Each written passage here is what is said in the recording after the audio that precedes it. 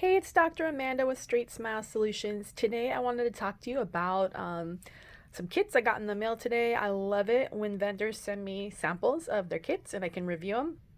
I'm pretty familiar with this.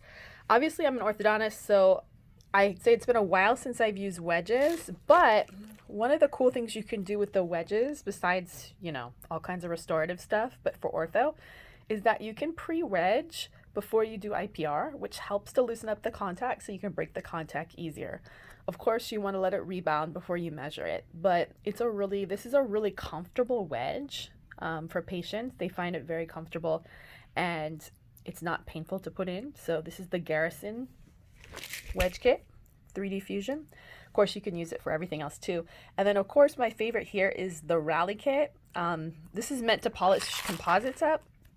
Goes on a latch slow speed, but you can also use it to debond after ortho. So whether you're taking off braces or you're taking off attachments for aligners, this is a great way to get the teeth super slick and smooth. So just wanted to kind of show you and just thank Garrison for sending me these samples. I'm super excited to try them out. All right, thanks so much.